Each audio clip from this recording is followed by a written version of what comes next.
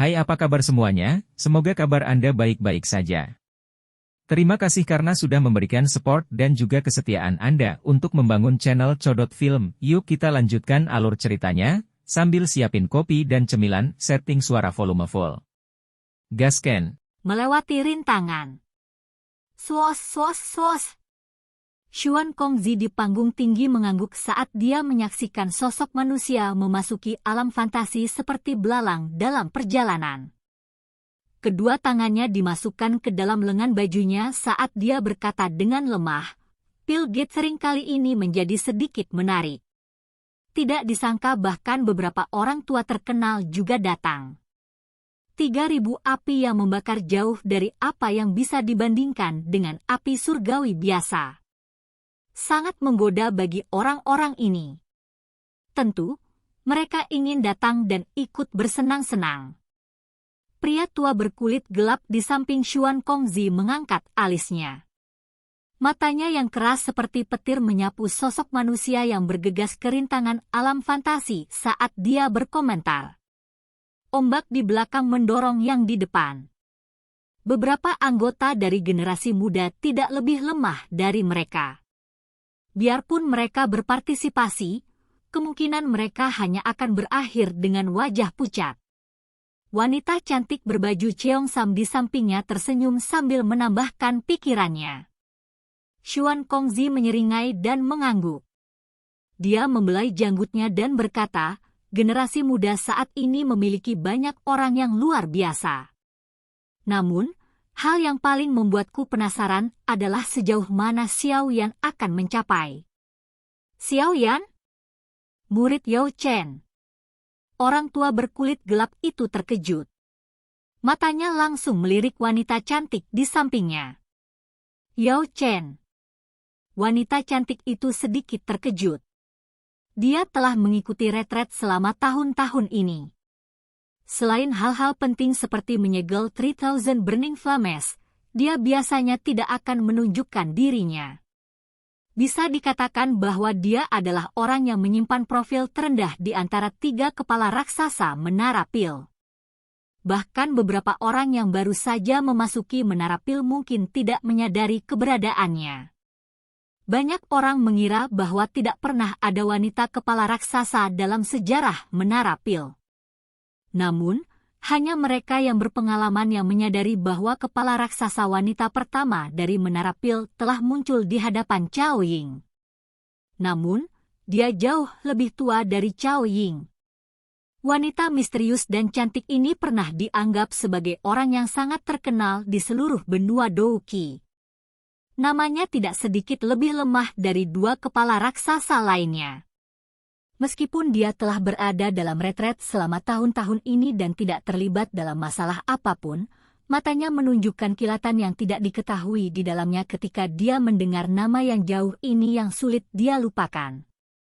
Berdasarkan apa yang dikatakan Xiao Yan, Yao Chen saat ini telah mendarat di tangan Hall of Souls. Setelah Pil Gathering selesai, kami mungkin dapat membantu orang tua ini jika memungkinkan. Bagaimanapun, tidak peduli apa, dia sangat membantu Menara Pil kami saat itu. Xuan Kongzi perlahan memberitahu mereka. Wajah wanita cantik itu sedikit berubah setelah mendengar apa yang terjadi. Mentalitasnya yang seperti sumur tua mulai berfluktuasi. Wajahnya merosot saat dia berkata, siapa yang meminta orang tua itu untuk bertindak hebat saat itu? Dia tahu bahwa Hall of Souls telah mengincarnya, namun dia masih berani berkeliaran. Dia layak mendapatkan takdir seperti ini.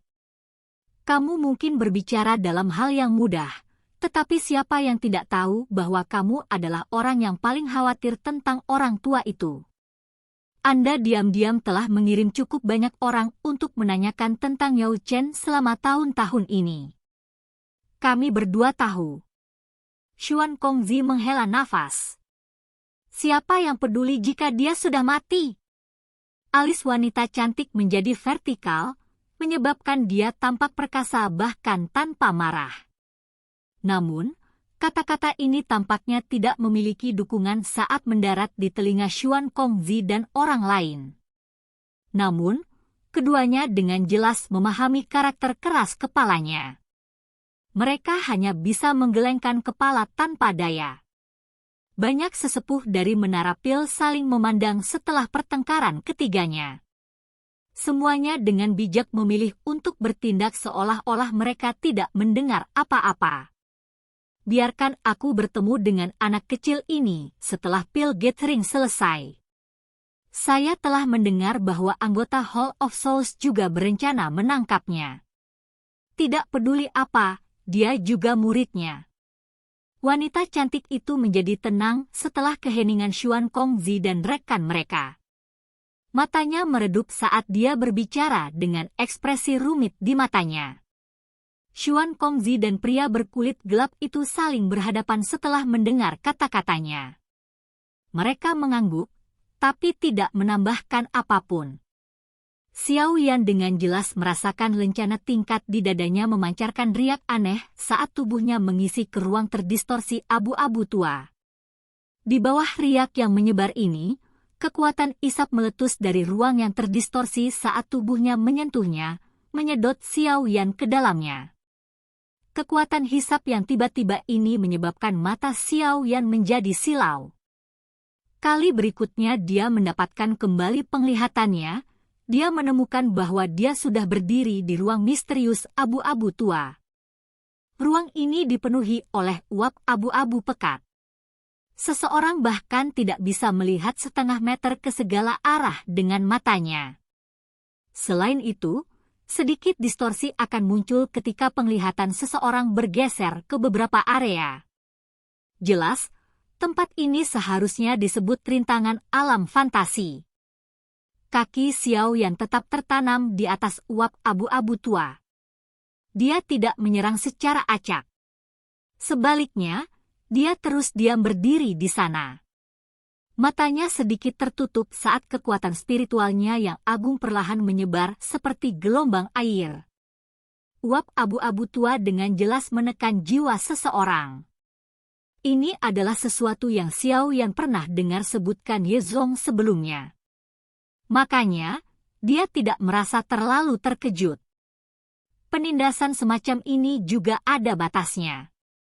Dengan kekuatan jiwanya saat ini, dia dengan mudah dapat mencatat situasi di sekitarnya meskipun ada penghalang uap. Namun, jarak yang bisa dicapai kekuatan spiritualnya telah sangat berkurang. Penyebaran kekuatan spiritual Xiao Yan memungkinkan dia untuk merasakan riak yang terbentuk oleh uap abu-abu tua di sekitarnya. Harus ada pesaing baru yang terus masuk.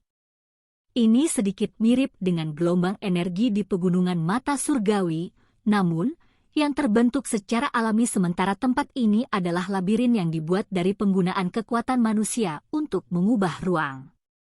Metode untuk menjebak seseorang ini bahkan lebih merepotkan untuk dihadapi. Xiao Yan mengungkapkan ekspresi kontemplasi. Tempat ini seharusnya dibentuk oleh para ahli dari Menara Pil.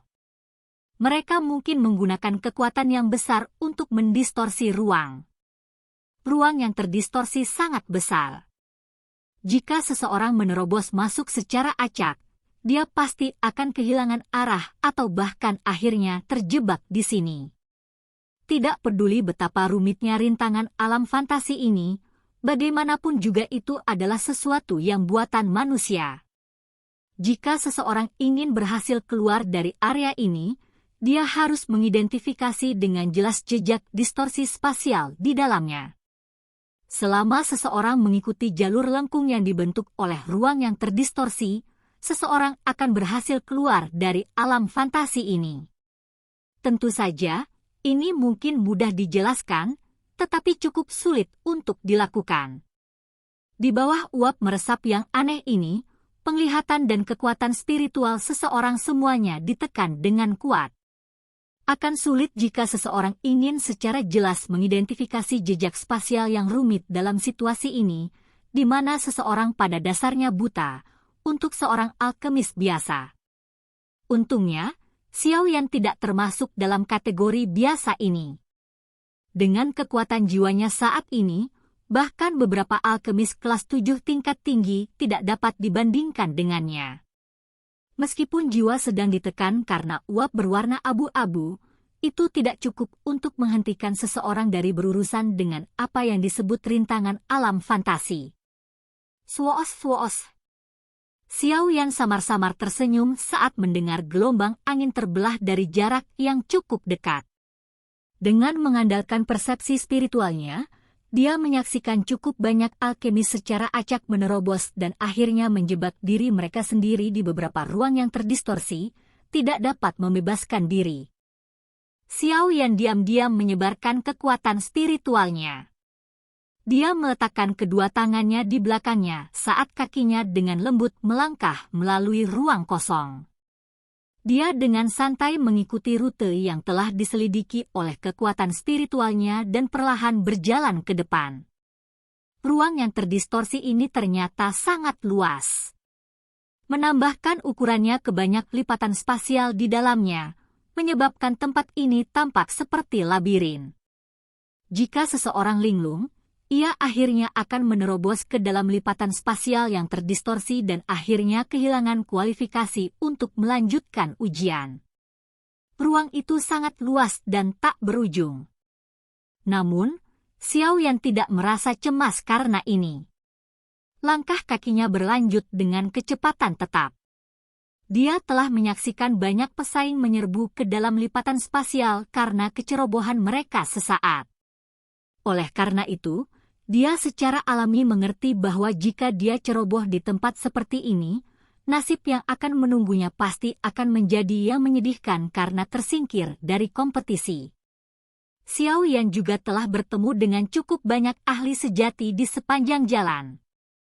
Hal yang menyebabkan hatinya terkejut adalah bahwa sebagian besar dari orang-orang ini telah mendeteksi persepsi spiritualnya. Namun, mereka tidak datang untuk mengobrol dengannya. Sebaliknya, mereka semua dengan hati-hati mundur jauh. Xiao Yan tidak heran orang-orang ini mundur. Namun, dia merasa tidak bisa berkata-kata di dalam hatinya. Sebagian besar alkemis yang berpartisipasi dalam Pilgate sering benar-benar memiliki kekuatan besar. Dengan melihat situasinya, dia setidaknya bisa mengatakan bahwa cukup banyak orang yang tidak dihentikan oleh apa yang disebut rintangan alam fantasi. Kaki Xiao Yan perlahan maju ke depan di ruang yang diserap oleh uap abu-abu tua. Jika dia menghitung waktu, dia seharusnya sudah berada di ruang ini selama 1 jam atau lebih. Selain itu, dia bisa merasakan distorsi spasial dengan persepsi spiritualnya menjadi lebih rumit.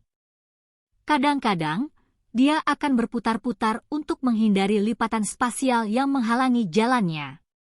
Tut! Langkah kaki Xiao Yan dengan lembut melangkahi kabut abu-abu tua. Sebuah pikiran tiba-tiba muncul di dalam hatinya. Dia mengangkat hatinya dan melihat ke dalam kabut di kejauhan. Dia bisa melihat gelombang riak tiba-tiba muncul di tempat itu. Segera, sosok tua perlahan berjalan mendekat. Hati Xiao Yan tiba-tiba bergetar saat melihat wajah sosok tua itu. Guru. Mata Xiao Yan terkejut saat dia melihat pria tua yang tersenyum di depannya. Wajah familiar itu adalah Yao Lao, yang telah ditangkap oleh Hall of Souls. Yao Lao berdiri tidak jauh dari Xiao Yan dan tersenyum. Setelah itu, dia memanggil Xiao Yan dengan tangannya. Kaki Xiao Yan hampir tak terkendali melangkah maju saat dia melihat wajah yang ramah dan akrab itu. Rasa bahaya tiba-tiba muncul di hati Xiao Yan saat dia mengangkat kakinya ke depan. Kakinya juga ditahan olehnya.